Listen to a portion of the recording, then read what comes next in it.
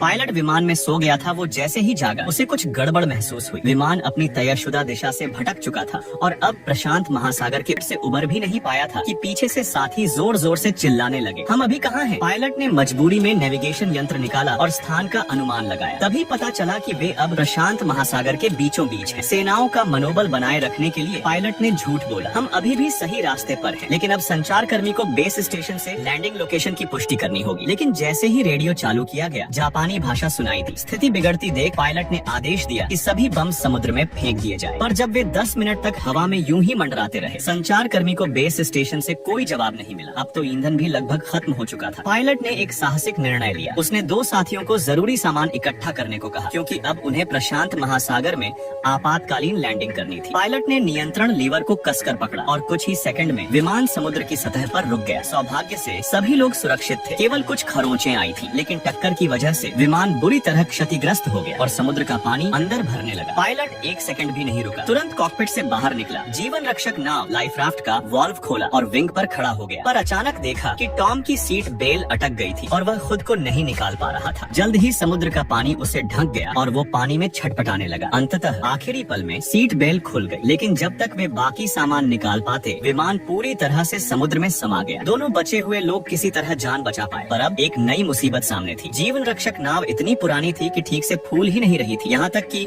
Inflation valve भी टूट गया था। थक हार कर जैक ने अपनी लाइफ जैकेट उतारी और पानी में डुबकी लगाई और नीचे जाकर आखिरी बचा रस्सी वाला वाल्व खींचा। सौभाग्य से जीवन रक्षक नाव खुल गई। तीनों लोग किसी तरह नाव पर चढ़े, पर वह इतनी छोटी थी कि तीनों को लेटना पड़ा ताकि तंगी कम हो। रात का समुद्र बेहद ठंडा था, ऊपर से सबके कपड़े भीग चुके थे। तीनों ठंड से कांपते हुए केवल एक दूसरे से चिपक कर ही खुद को जिंदा रख पाए। उन्हें यह नहीं पता था कि असली दुःस्वप्न अभी शुरू ही हुआ है। सुबह हुई। पायलट सारी रात नहीं सोया, जबकि जैक और टॉम सो रहे थे जैसे कोई सुअर। पायलट ने दोनों को उठाकर काम सौंपा। हर किसी को एक दिशा देखनी थी ताकि किसी बचाव विमान को नजरअंदाज न किया जाए। शुरुआत में वे आशावादी थे, सोचा 3 घंटे में बचाव विमान आ जाएगा, पर 4 घंटे गुजर गए और कुछ नहीं दिखा। तभी जैक ने एक काले बिंदु को देखा। बिंदु बड़ा होता गया, वह उनका ही विमान था। तीनों ने कपड़े लहराए, पर किसी ने उन्हें देखा ही नहीं। जैसे जैसे विमान दूर होता गया, उनकी उम्मीदें भी डूबती चली गयी। अनुभवी पायलट ने कहा, हमने बचाव का एकमात्र मौका खो दिया है। वह विमान उसी मार्ग पर खोज कर रहा था जहां हम लापता हुए थे, और जहां रडार से खोज की जा चुकी हो वहां दोबारा खोज नहीं की जाती। दोनों साथ ही निराशा में डूब गए। अब 4 साल पुरानी जरूरी नहीं कि कभी भी फट न जाए। सुरक्षा के लिहाज से उन्होंने वजन कम करना शुरू किया। सबने अपने जूते समुद्र में फेंक दिए। जैक ने बेमन से फेंका, लेकिन देखा कि पायलट ने अपने जूते नहीं फेंके। उसका कहना था, अगर कभी जमीन मिली तो चलना तो पड़ेगा। जैक को यह बात खटक गई, पर आगे चलकर यही जूते उनकी जान बचाने वाले थे। रात हो गई। प्यास से परेशान पायलट नाव के पिछले हिस्से में गया, जूते में खुद का पेशाब इकट्ठा किया और बिना झिझक एक ही बार में पी गया। जैक यह देखकर हैरान रह गया। बाप रे, दूसरे दिन कोई बचाव नहीं आया। न उन्हें यह पता था कि वे अब कहाँ प्याव रहे हैं। पायलट ने नेविगेशन चेयर और हवा की दिशा से अनुमान लगाया। आगे हवाई है 1900 मील दूर, पीछे सामोआ 1000 मील, दाईं ओर दक्षिण अमेरिका 6000 मील, सबसे पास का टारावा अब जापानी कब्जे में है। अब केवल प्रार्थना ही रास्ता था कि उन्हें दक्षिण की ओर बहा दिया जाए, क्योंकि सामोआ के रास्ते में 600 मील दूर एक छोटा द्वीप है। अगर सब कुछ ठीक रहा तो कुछ हफ्तों में वहाँ पहुँच सकते हैं। लेकिन समुद्र की हवाओं पर किसका जोर है? नेविगेशन चार्ट भी नहीं है, कई महीने भी लग सकते हैं या बीच में ही भूखे मर सकते हैं। अब वे 1 दिन और 1 रात से भूखे थे। कुछ खाना जरूरी था। उन्होंने एक पतली रस्सी ली, मैगजीन से स्प्रिंग निकाला, स्प्रिंग को मोड़ा, लाल कपड़ा लगाया, मछली पकड़ने का कांटा बन गया। थोड़ी देर में झटका में दोपहर को तेज धूप से आंखें नहीं खुल रही थी। प्यास से हालत खराब थी। उन्होंने कपड़े सिर पर रख ली। जैक बहुत देर तक मछली पकड़ता रहा, कुछ नहीं हुआ। गुस्से में वो पानी में कूद गया। टॉम भी कूदने वाला था कि पायलट ने रोका। शार्क है सुनते ही जैक डर गया, तेजी से नाव की तरफ तैरा। चढ़ने के बाद हांफता रहा। पायलट ने कहा, अब कोई पानी में नहीं जाएगा। चौथा दिन तीनों की त्वचा धूप से जल चुकी थी। अब भी वे बातें कर रहे थे, मजाक कर रहे थे, लेकिन मछली नहीं मिली। 5वां दिन अब हालत गंभीर थी। चेहरे पीले, आंखों में कोई चमक नहीं। टॉम को भ्रम होने लगे, जैसे वो पानी पी रहा हो, पर ये भ्रम प्यास नहीं मिटाते। वो समुद्र का पानी देखता पर पी नहीं सकता, क्योंकि अगर उसने एक घूंट भी पी लिया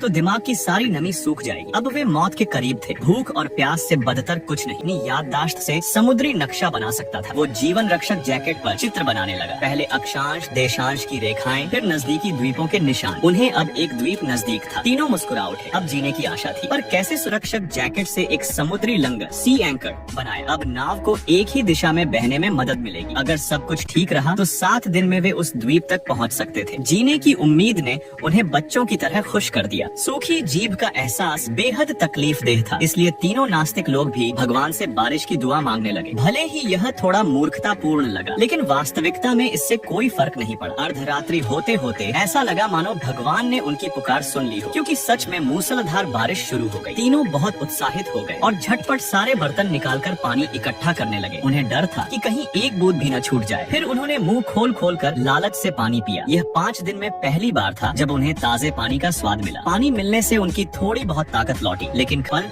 उन्होंने एक शार्क को खींच लिया था। तीनों ताकतवर लोग मिलकर शार्क को दबाए रखने लगे ताकि वह समुद्र में वापस न कूद जाए। जैक ने चाकू से शार्क पर बार बार वार किया। जब उन्हें यकीन हो गया कि शार्क मर चुकी है, तब जाकर उन्होंने उसे छोड़ा। अंततः तीनों को कच्ची मछली खाने को मिली। स्वाद भले ही खास न था, पर भूखे पेट से अच्छा तो कुछ भी था। खाने पीने के बाद उन्होंने बाकी मछली के टुकड़े मोजे में भरकर रख लिए ताकि आगे मछली पकड़ने के लिए चारा बनाया जा सके। इससे उन्हें खाने की कोई खास चिंता नहीं रही। उन्होंने बचाव नौका की सफाई की और खून का पानी समुद्र में बहा दिया। लेकिन उन्हें क्या पता था कि यही काम उन्हें खतरे में डाल देगा। थोड़ी ही देर में खून की गंध से कई शार्क वहां आ गए। तीनों लोग डर से कांपने लगे और हिलने की हिम्मत नहीं जुटा सके। बस भगवान से प्रार्थना करते रहे कि शार्क जल्दी चली जाए। आधी रात बीत चुकी थी। समुद्र दिन की तुलना में शांत था। जैक, जो अब निश्चिंत हो गया था, चेहरा धोने के लिए झुका ताकि कप्तान से ड्यूटी बदल सके। तभी एक शार्क ने उसका हाथ काट लिया। चीख सुनकर टॉम जाग गया और तुरंत पिस्तौल निकालकर शार्क पर फायर कर दिया। कप्तान ने जैक का घाव देखा। सिर्फ 3 काटने के निशान थे, अन्यथा वह ठीक था। कप्तान ने स्कार्फ से जैक की पट्टी बांधी। अब वे शार्क से पहले से अधिक सतर्क हो गए थे। समय बीतता गया और भोजन का भंडार भी घटता गया। बचाने की पूरी कोशिश के बावजूद खाना खत्म हो गया। जैक रोज पूरी मेहनत करता, लेकिन एक मछली भी नहीं फंसी। अब 15वां दिन आ पहुंचा। टॉम पूरी तरह टूट चुका था। वह कई बार खुद को गोली मारने की कोशिश कर चुका था। अच्छा हुआ कि और तानी, जो उस समय सो रहा था। कप्तान ने कान के दर्द की परवाह किए बिना समंदर में छलांग लगा दी। थकी हारी हालत में उसने एक अल्बाट्रॉस, समुद्र में नहीं रहना पड़ा। उन्होंने पक्षी का स्वादिष्ट मांस खाया। जैक ने सोचा कि जब पक्षी यहाँ तक पहुँच गया है तो जमीन नजदीक होगी, पर कप्तान ने बताया कि ये अल्बाट्रॉस हजारों मील उड़ सकते हैं। यह सुनकर दोनों फिर निराशा में डूब गए। अब दिन 20वां था। सुबह कप्तान का आया। दरअसल उन्होंने चौकसी छोड़ दी थी, क्योंकि कप्तान ने पहले कहा था कि वे 7 दिनों में जमीन पर होंगे। अब 3 हफ्ते बीत चुके थे और कोई जमीन नहीं दिख रही थी। उन्होंने कप्तान की योजना पर सवाल उठाए और उनमें झगड़ा हो गया। इसी दौरान उन्हें दोनों दंग रह गए। कप्तान ने माफी मांगी और कहा कि यह सब उसकी गलती थी। टॉम और जैक फूट फूट कर रोने लगे। शायद वे इस अथाह समुद्र में मरने वाले थे। भावनाओं का विस्फोट शांत होते ही जैक ने खुद को संभाला। भले ही 1% उम्मीद हो, वह हार नहीं मानेगा। उसने कप्तान के पास नेविगेशन गाइड रखी और कहा कि वह उसे माफ करता है और एक बार फिर से उसकी अगुवाई में भरोसा करता है, क्योंकि केवल कप्तान ही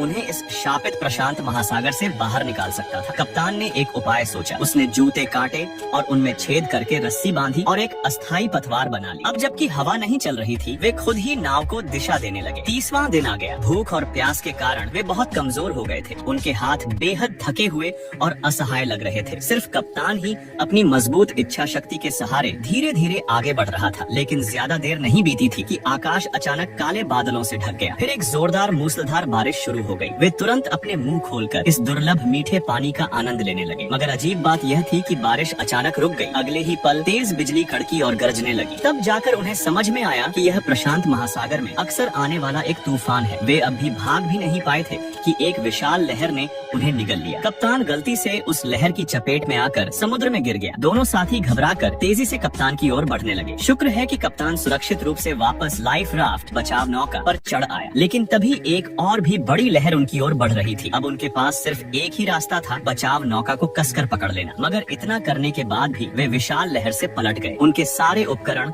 जो पहले इस्तेमाल किए जा रहे थे गहरे समुद्र में समा गए। सौभाग्यवश तीनों बिल्कुल सुरक्षित थे। उन्होंने मिलकर बचाव नौका को फिर से सीधा किया, फिर एक एक कर वापस उस पर चढ़ गए। तीनों ने खुद को बचाव नौका में समेट लिया और तूफान को सहने लगे। इसी तरह उन्होंने एक कठिन रात गुजारी। अगली सुबह जब हवा थम गई और समुद्र शांत हो गया, तो बचाव नौका पर कुछ भी शेष नहीं था। उनका आत्मविश्वास भी पिछली रात के तूफान में चूर चूर हो गया था। अब वे दिशा भी खो चुके थे। वे चुपचाप लेटे रहे, जैसे मौत का इंतजार कर रहे हों। समय आ पहुंचा दिन 34 पर। कप्तान अब और नहीं सह सका। उसने तय किया कि वह अपनी जान ले लेगा, इसलिए उसने समुद्री पानी को उठाया और पी गया। लेकिन तभी जैक ने अचानक देखा कि थोड़ी दूर पर शायद कोई द्वीप है। यह सुनते ही कप्तान ने मुश्किल से अपनी गर्दन घुमाकर कर देखा। सामने सचमुच एक द्वीप था। तीनों खुशी से झूम उठे। 34 दिनों की प्याव प्याव भटकन के बाद आखिरकार उन्हें जमीन नजर आई। कप्तान भी जिंदा लौट सकते हैं। जब उन्हें घर जाने की राह दिखी तो मानो उनमें फिर से जान आ गई। वे बिना थके लगातार बचाव नौका को खेने लगे। ऐसा लग रहा था जैसे पहले की सारी थकान गायब हो चुकी हो। इस वक्त हर किसी के दिल में एक ही ख्वाहिश थी, अपने परिवार को जल्दी से देखना। बेहद मेहनत पहुंच ही गए। हैरानी की बात यह थी कि